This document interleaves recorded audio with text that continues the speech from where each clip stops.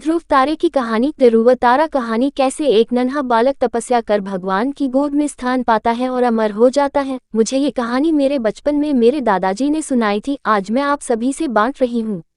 राजा उत्तानपाद ब्रह्मा जी के पुत्र मनु के पुत्र थे। उनका विवाह एक बहुत ही सुंदर कन्या से हुआ था जिनका नाम सुनीति था। राजा अपनी पत्नी से बहुत प्रेम करते थे लेकिन उन्हें कोई संतान नहीं थी, इसलिए रानी ने राजा को दूसरा विवाह करने कहा।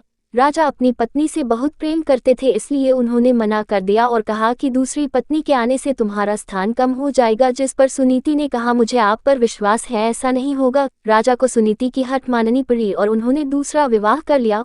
उनकी दूसरी पत्नी का नाम सुरुचि था। विवाह के बाद जब सुरुचि महल आई तब उसे राजा की पहली पत्नी के बारे में पता चला। ये जानने के बाद सुरुचि ने उत्तानपाद से कहा, जब तक आपकी पहली पत्नी वन प्रस्थान नहीं करेगी वो महल में प्रवेश नहीं करेगी। ये सुनकर सुनीति स्वयं ही राजमहल त्याग कर वन में रहने चली गई। कुछ समय बाद राजा शिकार के लिए वन में जाते हैं और घायल हो जाते हैं। ये बात जब सुनीति को पता चलती है तो वो राजा को अपनी कुटिया में लाकर उनका उपचार करती है। राजा कई दिनों तक अपनी पहली पत्नी के साथ रहते हैं। उस दौरान सुनीति गर्भवती हो जाती है और उन्हें पुत्र रत्न की प्राप्ति होती है जिसका नाम ध्रुव रखा जाता है, जिसके बारे में राजा को ज्ञात नहीं रहता। कुछ दिनों बाद राजा अपने महल चले जाते हैं। वहां भी रानी सुरुचि को पुत्र रत्न की प्राप्ति होती है जिसका नाम उत्तम रखा जाता है। कुछ समय बाद राजा उत्तानपाद को ध्रुव के बारे में पता चलता है। वो रानी सुनीति को महल में आने का आग्रह करते हैं लेकिन वो नहीं आती। ध्रुव को कभी कभी महल भेज दिया करती। ये सब देख रानी सुरुचि को ध्रुव से घृणा होने लगते हैं। एक दिन ध्रुव अपने पिता उत्तानपाद की गोद में बैठता है। ये देख रानी सुरुचि को क्रोध आ जाता है और वो उसे धक्का देकर अपशब्द कहती है और उसे छोड़ी हुई स्त्री का पुत्र कहकर अपमानित करती है।